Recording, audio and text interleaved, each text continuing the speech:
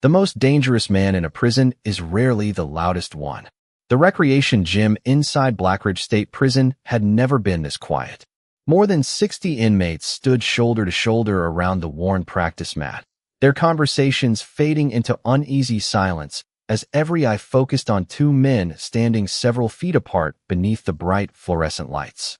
On one side stood Ryan Walker, the undisputed white gang leader of Cell Block B, broad-shouldered, heavily tattooed, and carrying the effortless confidence of someone who had spent years making certain everyone feared him. On the other side stood Ethan Carter, a 34-year-old black inmate who had arrived only 2 days earlier. He looked nothing like the kind of man who belonged at the center of so much attention. His orange prison jumpsuit hung neatly from his athletic frame. A pair of simple rectangular glasses rested calmly on his face, and a worn paperback book remained tucked beneath one arm, as though he had wandered into the wrong room by mistake. Ryan smiled as laughter echoed from several members of his crew. "You still have time to walk away, Professor," he called loudly enough for the entire gym to hear. "Nobody will blame you." More laughter rolled through the crowd. Ethan slowly looked around the room without showing the slightest hint of anger. He noticed the correctional officers standing along the walls, the nervous expressions of inmates who had quietly gathered to watch, and the faded practice lines painted across the floor. Only then did he gently close his book. Without rushing, he bent down and carefully placed the paperback beside the nearest wooden bench. A second later, he removed his glasses, folded them with remarkable care, and set them neatly on top of the book. The simple movement erased every remaining laugh inside the gym. Officer Melissa Grant narrowed her eyes from across the room. She had supervised hundreds of recreation periods during her career, yet something about the newcomer's calm routine immediately caught her attention. Ryan tilted his head with an amused grin. "Trying to protect your glasses?" Ethan looked at him with an expression so relaxed that it almost seemed out of place inside a maximum security prison. "No," he answered quietly. "I simply take good care of the things that matter." The reply earned another round of laughter, but it sounded weaker than before. Ryan stepped one pace closer. "Then let me ask you something." Ethan nodded politely. Ryan spread his arms toward the growing audience. "Do you know who I am?" Ethan answered without hesitation. "Yes." Ryan smiled wider. "Good." Ethan's calm voice never changed. "Do you know who you are?" The unexpected question caused several inmates to glance at one another. Ryan's smile paused for only a fraction of a second before returning. "You should worry about yourself." Ethan drew one slow breath. His shoulders completely relaxed. "I always do." He lowered his eyes briefly toward the folded glasses resting beside the book before raising them again. "Before we continue," he said softly, "are you absolutely certain this is what you want?" The gym became so silent that even the faint hum of the overhead lights seemed to echo through the room, and none of the men standing there realized they were only moments away from discovering that the quiet newcomer they had mocked was hiding a lifetime of discipline that no reputation inside Blackridge State Prison could intimidate.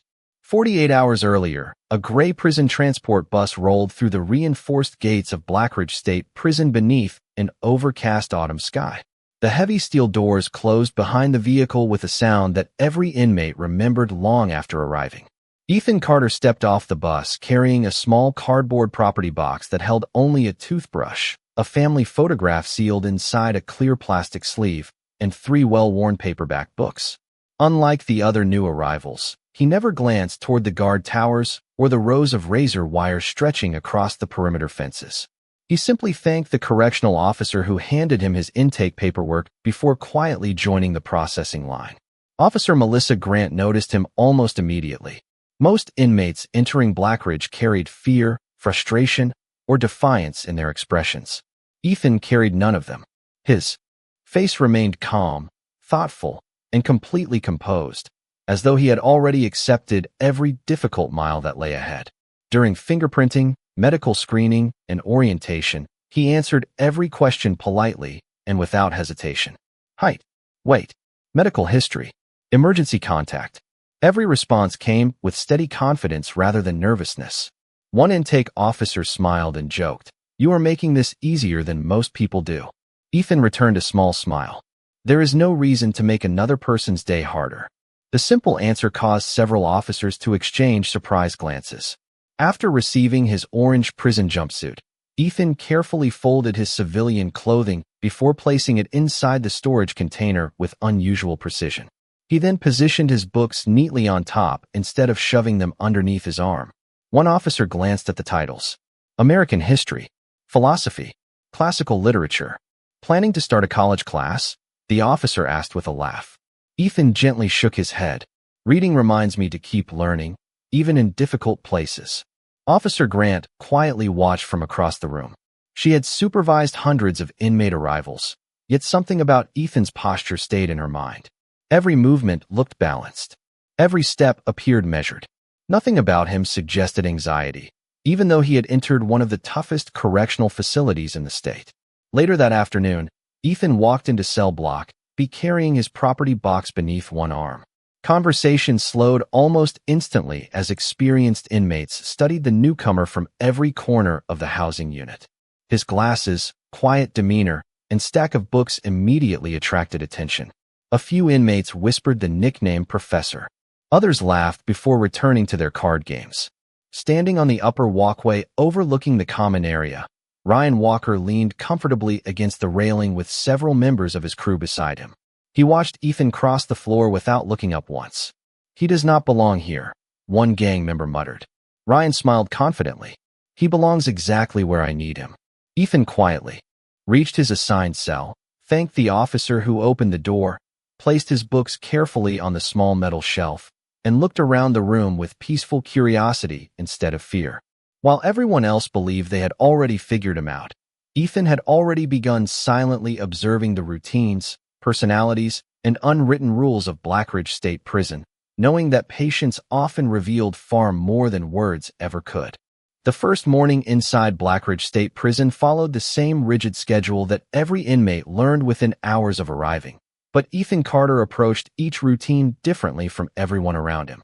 Before the morning count, he carefully folded his blanket into perfect corners, organized his small collection of books on the narrow metal shelf beside his bunk, and quietly cleaned the sink without being asked. His cellmate, Marcus Reed, watched the routine with growing curiosity before finally asking, "Have you always been this organized?" Ethan smiled gently while adjusting his glasses. "Discipline makes difficult places easier to live in." Marcus laughed softly. "Around here, people usually survive by looking tough." Ethan closed one of his books before answering. Looking tough and being strong are not always the same thing. The words stayed in Marcus's mind long after the conversation ended. Throughout the day, Ethan quietly moved through the prison with the same calm confidence. He thanked the kitchen workers after receiving his meal, returned his library books exactly on time, and politely greeted correctional officers who spoke to him. His behavior quickly became the subject of conversation throughout Cell Block B. Some inmates believed he was simply too inexperienced to understand prison life. Others assumed he was pretending to be polite out of fear.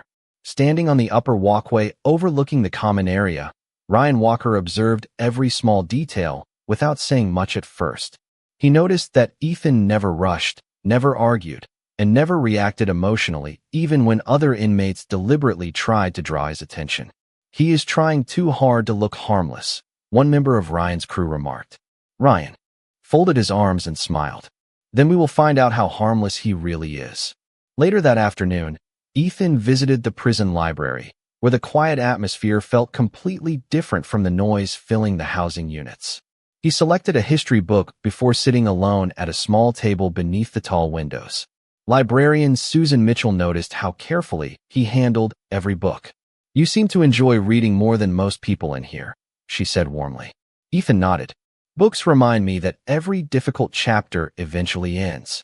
Susan smiled, appreciating the thoughtful answer before returning to her desk. As Ethan left the library carrying another paperback beneath his arm, he crossed the recreation yard where several inmates practiced basketball while others exercised near the outdoor fitness equipment. Ethan paused only briefly. His eyes quietly followed the rhythm of people's movements rather than their faces. He seemed to notice balance, posture, and foot placement before continuing toward the housing unit. Officer Melissa Grant happened to witness the brief moment from across the yard. Something about the newcomer's attention immediately stood out. Most inmates watch people. Ethan watched movement. Meanwhile, Ryan Walker had already made his decision. Gathering several members of his group together, he quietly pointed toward Ethan walking across the yard with his books tucked beneath one arm. "Tomorrow," Ryan said confidently, "our new professor learns how cell block B really works." None of the men standing beside him realized that Ethan had already spent 2 days learning far more about them than they had ever learned about him. By the afternoon of Ethan Carter's second day inside Blackridge State Prison, almost everyone in cell block B had begun referring to him as Professor. Some used the nickname as a joke, while others simply repeated what they heard from the louder inmates. Ethan never reacted to it.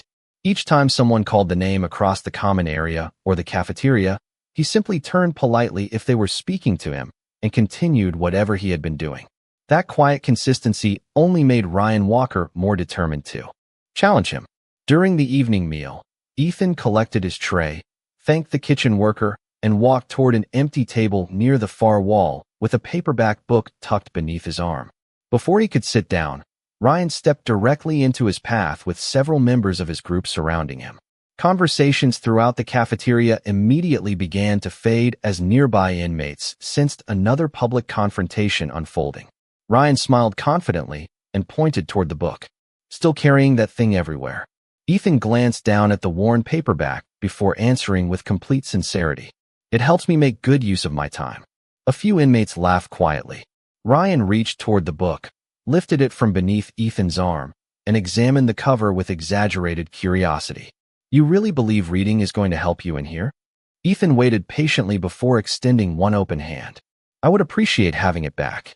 Ryan looked at him for several seconds before tossing the book lightly toward him.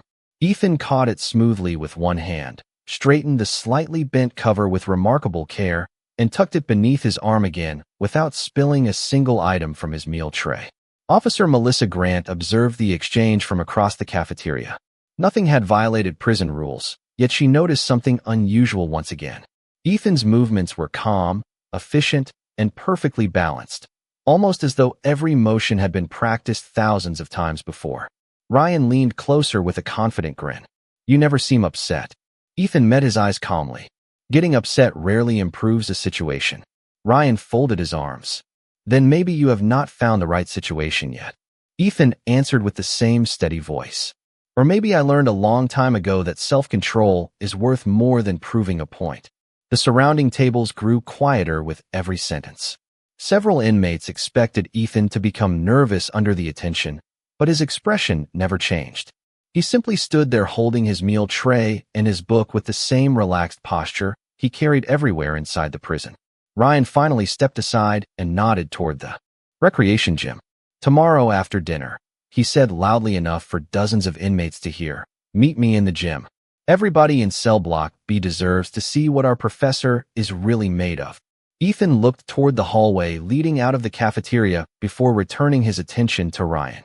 "If recreation is open, I will be there." The answer surprised everyone. There was no hesitation, no challenge, and no fear. As Ethan quietly walked away toward an empty table, whispers immediately spread throughout the cafeteria. By the end of the meal, nearly every inmate in cell block B had already decided to spend the following evening inside the recreation gym, convinced they were about to witness a moment nobody would soon forget. The following afternoon arrived with an unusual sense of anticipation that spread through every corner of Blackridge State Prison. Even inmates who normally ignored prison gossip adjusted their schedules so they could pass through the recreation building after dinner. By lunchtime, nearly everyone in cell block B had heard about Ryan Walker's invitation and Ethan Carter's quiet acceptance. Yet the man at the center of all the attention behaved exactly as he had since the moment he arrived. Ethan reported to the prison library immediately after breakfast, returned the history book he had finished the night before, and thanked librarian Susan Mitchell for another recommendation. Susan smiled as she handed him a worn hardcover volume. "You are keeping our library busier than anyone else." Ethan accepted the book with genuine appreciation. A good book can teach patience when the world becomes impatient.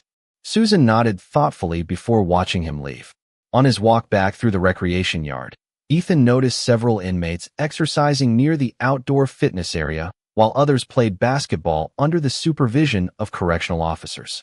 Without stopping, He quietly observed the rhythm of their movements, the placement of their feet, and the balance of their posture.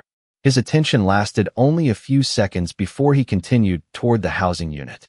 Officer Melissa Grant happened to witness the brief moment from an elevated observation platform. She had noticed the same habit several times already. Ethan never seemed interested in measuring people's size or reputation. He studied movement instead. The pattern stayed in her mind long after he disappeared through the security doors. Back inside cell block B, Marcus Reed found Ethan carefully folding a clean orange prison jumpsuit before placing his glasses neatly beside another stack of library books. "You really intend to go to the gym tonight?" Marcus asked with obvious concern. Ethan looked up with the same calm smile he always carried. "I told someone I would be there." Marcus lowered his voice. "Ryan is expecting a crowd." Ethan adjusted the folded sleeves of the prison uniform before answering. "Crowds do not change who we are." Marcus looked at him for several seconds without speaking. The confidence in Ethan's voice sounded completely different from arrogance. It felt quiet, disciplined, and deeply settled. Meanwhile, Ryan Walker leaned against the upper railing overlooking the common area, watching Ethan move through the housing unit without any sign of nervousness. One member of his crew laughed.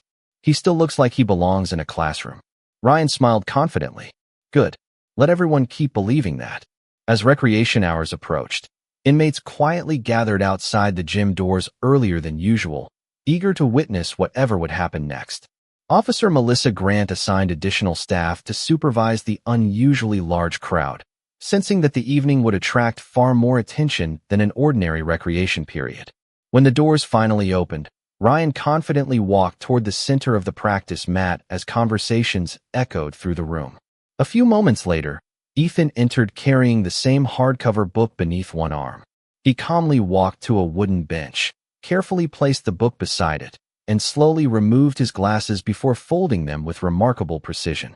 One by one, every conversation inside the gym faded into complete silence as dozens of inmates realized that the quiet newcomer had finally arrived exactly as promised. Officer Melissa Grant stepped onto the edge of the practice mat and raised one hand, waiting until the last whisper disappeared from the crowded recreation gym. "This is supervised recreation," she announced in a calm but unmistakably firm voice. "Everyone follows the rules. Respect each other, and this session ends the moment I say it does." The gathered inmates nodded, although almost no one seemed interested in anything except the two men standing several feet apart beneath the bright overhead lights. Ryan Walker smiled confidently as he folded his arms. "You surprised me, Professor," he said loudly enough for everyone to hear. "Most people would have found an excuse not to show up." Ethan Carter answered with the same composed expression he had worn since arriving at Blackridge State Prison. "I try to keep my promises." Several inmates exchanged amused smiles, expecting Ryan to control the conversation as he always did. Instead, Ryan tilted his head with growing curiosity. "You still look relaxed." Ethan gave a small nod. Being nervous would not improve the situation. Ryan slowly stepped forward. Ethan did not step backward. He simply adjusted his footing by a few inches with such natural balance that the movement was almost impossible to notice. Officer Grant watched carefully. She had supervised countless recreation periods over the years, yet something about Ethan's posture immediately stood out. His shoulders remained loose. His breathing stayed slow and steady. His weight appeared perfectly centered, as though every movement had been carefully practiced long before he entered prison. Ryan lifted one hand with a confident grin. "You really think you belong here?"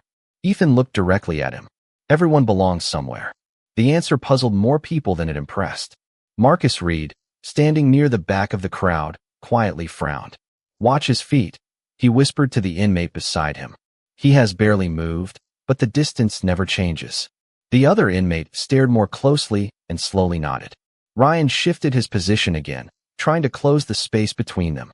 Once more, Ethan responded with only the smallest adjustment, maintaining exactly the same comfortable distance without appearing hurried or defensive. The movement looked effortless, almost graceful, and several older inmates began exchanging uncertain glances. Officer Grant felt an unexpected memory surface. Years earlier, she had attended a law enforcement training seminar where an instructor demonstrated efficient close-range movement based on traditional martial arts. She could not remember every detail, but she remembered one lesson clearly. True masters never wasted motion. Standing before her now, Ethan seemed to embody that principle completely. Ryan laughed, although the confidence behind the sound had begun to fade. You move differently than everybody else. Ethan answered quietly. Everyone develops habits. Ryan studied him more carefully than before. For the first time since gathering the crowd, he no longer looked at Ethan as though he were an easy target. Around the gym, the excitement slowly transformed into curiosity. The quiet newcomer carrying library books no longer appeared out of place. Without making a single dramatic gesture, Ethan had already changed the atmosphere of the entire room, and even those who knew nothing about martial arts could sense they were witnessing the calm confidence of someone whose greatest strength had never depended on being the loudest person in the prison. The silence inside the recreation gym grew heavier with every passing second. Nobody seemed interested in speaking anymore, because every small movement made by Ethan Carter had become more fascinating than the loud confidence that had filled the room only minutes earlier. Ryan Walker slowly circled him again, searching for some sign of uncertainty, but Ethan's expression never changed. His breathing remained slow. His shoulders stayed relaxed. His feet rested lightly against the practice mat as though he had been standing there his entire life. Marcus Reed quietly leaned toward another inmate. "Look at him," he whispered. "He is not reacting. He is waiting." The other inmate nodded without taking his eyes off Ethan. "Waiting for what?" Marcus answered softly. "I do not think he is waiting for Ryan. I think he is waiting for the right moment." Officer Melissa Grant continued watching from only a few feet away. The longer she observed Ethan, the stronger a forgotten memory became. During a defensive tactics seminar many years earlier, one instructor had explained that true martial artists rarely displayed strength through speed alone. They displayed it through efficiency, patience, and complete control of distance. Standing before her now, Ethan demonstrated every one of those principles without saying a word. Ryan attempted to regain the attention of the crowd with another confident smile. "You keep moving just enough to stay comfortable," he said. "That is not something people learn by accident." Ethan gave a respectful nod. "Most worthwhile things require years of practice." The answer spread through the gym faster than another joke ever could. Several older inmates exchanged puzzled glances. One quietly murmured, "He sounds more like a teacher than a fighter." Another replied, "Sometimes those are the same person." Ryan slowly extended one hand, expecting Ethan to react. Instead, Ethan made the smallest adjustment imaginable, turning his body only slightly while maintaining the same balanced posture. His movement appeared almost effortless, conserving every ounce of energy. Even inmates with no knowledge of martial arts sensed that they were witnessing something unusual. Officer Grant finally spoke, though mostly to herself. "That is centerline awareness." Marcus overheard her and looked confused. "What does that mean?" Grant kept watching Ethan. "It means he understands positioning better than almost anyone I have ever seen." Ryan's confident expression faded another degree. For the first time since Ethan entered Blackridge State Prison, the gang leader no longer looked certain that he understood the man standing in front of him. The crowd noticed the change immediately. The whispers that followed no longer questioned whether Ethan belonged inside cell block B. Instead, they questioned where he had learned such extraordinary discipline. Ryan studied Ethan carefully before asking one final question. "Who taught you to move like that?" Ethan paused for several seconds, his eyes briefly resting on the folded glasses and hardcover book waiting on the wooden bench. When he finally answered, his voice remained calm and respectful. "Someone who believed that mastering yourself is more important than defeating someone else." The words settled over the gym with remarkable weight. Officer Melissa Grant felt certain she had heard that philosophy before, somewhere outside the prison walls. And as recreation time quietly continued, one question began spreading through every inmate in the room. If Ethan Carter had learned to move with such remarkable precision, then who had he really been before the gates of Blackridge State Prison ever closed behind him? Officer Melissa Grant quietly excused herself from the recreation floor for only a few minutes, asking another correctional officer to supervise the unusually silent crowd while she walked toward the administrative office. She could no longer ignore the feeling that she had seen Ethan Carter's disciplined movement somewhere before. Inside the secure records room, She opened the inmate database and entered his name, expecting an ordinary file. Instead, an archived newspaper article immediately appeared alongside his intake record. The headline stopped her in place. It described Ethan Carter as a nationally respected Wing Chun Grandmaster who had spent years teaching discipline, balance, and self-control to civilian students as well as law enforcement professionals. Another article praised his reputation for ending conflicts peacefully whenever possible. A third feature highlighted demonstrations where he explained that true mastery meant avoiding unnecessary confrontation rather than seeking victory. Melissa slowly leaned back in her chair, realizing that every calm movement she had witnessed inside Blackridge State Prison suddenly made perfect sense. She quietly closed the file and returned to the recreation gym without mentioning what she had discovered. Inside the gym, nothing dramatic had changed.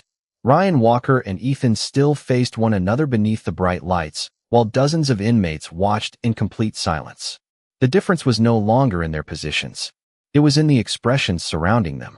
The laughter had disappeared. Curiosity had replaced confidence. Melissa stepped back to her observation point and continued watching without interrupting the atmosphere that had settled across the room. Ryan studied Ethan with growing uncertainty before speaking again. "You have been trained." Ethan answered honestly. "Yes." Ryan narrowed his eyes. "For how long?" Ethan smiled gently. "Long enough to understand that experience should never become arrogance." Several inmates quietly exchanged surprised looks. Nobody had expected such a simple answer. Ryan looked toward the folded glasses and hardcover book resting on the wooden bench before returning his attention to Ethan. "You could have told everyone who you were." Ethan slowly shook his head. "People should be judged by how they treat others, not by titles." The words carried through the gym more powerfully than anyone expected. Marcus Reed quietly lowered his head, realizing he had spent 2 days assuming Ethan was weak simply because he looked different from everyone else. Melissa watched Ryan carefully. The gang leader was no longer trying to impress the crowd. Instead, he appeared to be searching for answers that only Ethan seemed able to provide. Around the room, conversations remained almost non-existent. Every inmate understood that something far more important than reputation had unfolded before their eyes.